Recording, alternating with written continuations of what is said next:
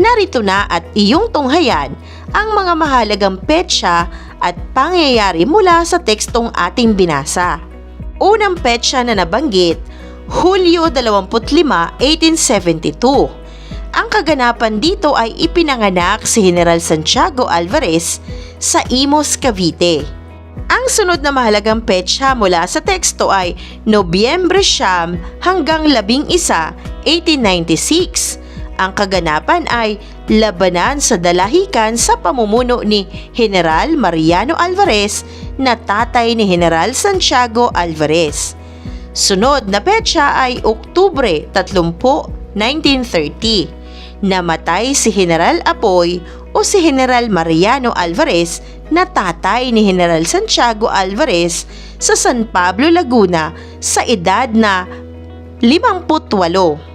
Sunod na mahalagang petsa ay Agosto 1896 hanggang Agosto 1901. Ang mahalagang pangyayari mula rito ay mga taong nagkakasama-sama ni General Apoy na sina Supremo Andres Bonifacio, Dr. Pio Valenzuela at Emilio Jacinto ayon sa kanyang makinilyadong dokumentong salaysay na nailathala sa pahayagang Sampaguita. Sunod na mahalagang petsa na dapat nating tandaan ay 1928. Ang mga tala ng reklamo ng isang mambabasa na si Teodoro Gonzales at may kalakip din tugon mula kay General Alvarez. Mula ito sa orihinal na makinalyadong bersyon ni General Santiago Alvarez.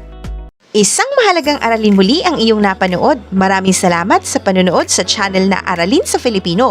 Huwag mag-atubiling mag-comment ng inyong tanong, suggestions o paglilinaw ukol sa aralin. Munting kahilingan sa iyong kaibigan, paki-like, share and subscribe para updated ka sa mga susunod pang bagong video ng Aralin mo sa Filipino.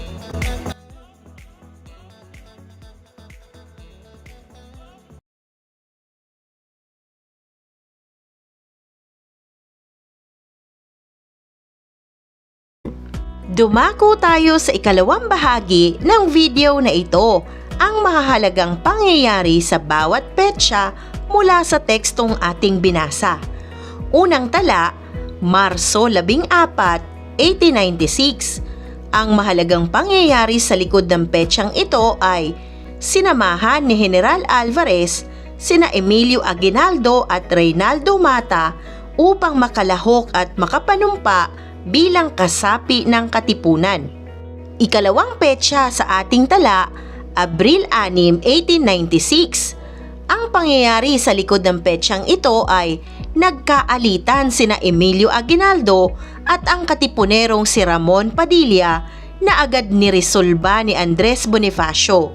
Dahilan upang ilarawan ni General Alvarez si Bonifacio na isang lider na makatarungan. Ikatlo, Mayo 3, 1896. Ang pangyayari sa likod ng petsang ito ay nagpatawag ng pulong si Bonifacio at inihayag ang kalagayan ng katipunan na nabubunyag na ang kanilang lihim. Nalaman ng mga Kastila dahil sa kumpisal sa pari ng dalawang babae na asawa ng katipunero. Dahil dito, nagigipit sila at kailangan na raw na lumaban. Tinutulan naman ito ni Aguinaldo dahil kailangan pa raw muna itong suriing mabuti. Ikaapat sa ating tala, Hunyo 1896. Ang pangyayari sa likod ng petsang ito ay nagsimulang kumilos ang Kamara de Secreta na binuo ng katipunan upang magparusa sa mga taong nagsusuplong sa katipunan sa mga Kastila. Ikalima sa ating tala, Hulyo 18, 1896. Ang mahalagang pangyayari sa likod ng petsang ito ay natuklasan ng mga Kastila ang listahan ng mga kasapi ng katipunan dahil sa alitan ng dalawang katipunerong sina Apolonio de la Cruz at Teodoro Patino. Ika-6, Agosto 24, 1896. Ang mahalagang pangyayari sa likod ng petsang ito ay sinang-ayuna ng 1,000 kasapi ng katipunan ang oras at araw ng himagsikan na naganap sa Bahay Toro ni Melchora Aquino sa Sampalucan. Ang panghuli sa ating lista Agosto 29, 1896. Ang mahalagang pangyayari sa likod nito ay nagsimula na ang maliliit na labanan ng Katipunan at mga Kastila. Kasama ng Supremo ang iba pang Katipunero. Ang iba ay namahala sa pagsalakay sa Maynila, Cavite at iba pang lalawigan ng Pilipinas. Sa ganap na ika-9 ng gabi, naganap ang unang sigaw ng Katipunan. Isang mahalagang aralin muli ang iyong napanood. Maraming salamat sa panonood sa channel na Aralin sa Filipino. Huwag mag-atubiling mag-comment ng inyong tanong, suggestions o paglilinaw ukol sa aralin. Munting kahilingan sa iyong kaibigan, paki-like, share and subscribe para updated ka sa mga susunod pang bagong video ng Aralin mo sa Filipino.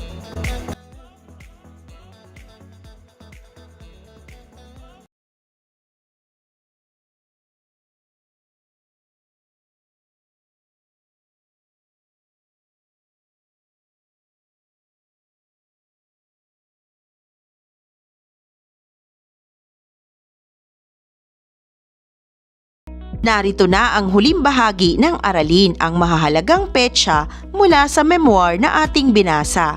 Una, Nobyembre 9 hanggang 11, 1896. Ang pangyayari sa likod ng petsang ito ay 2 araw na labanan sa Cavite El Viejo na ngayon ay Kawit at naitaboy ng mga Caviteño ang mga Kastila. Ikalawang petsa, Disyembre 1896. Ang pangyayari sa likod nito ay nagtungo sa Cavite si Andres Bonifacio dahil sa imbitasyon ni General Mariano Alvarez upang ayusin ang sigalot sa pagitan ng Magdiwang at Magdalo. Sunod na petsa sa ating tala ay Enero 1897.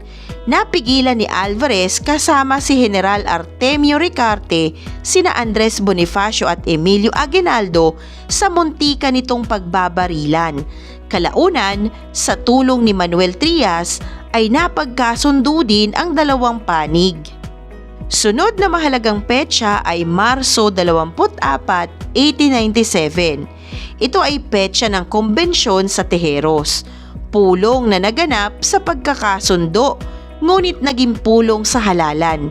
Nabanggit na natalo si Bonifacio, ngunit dahil sa pang-iinsulto ni Daniel Tirona, ito'y idineklara ni Bonifacio na walang bisa.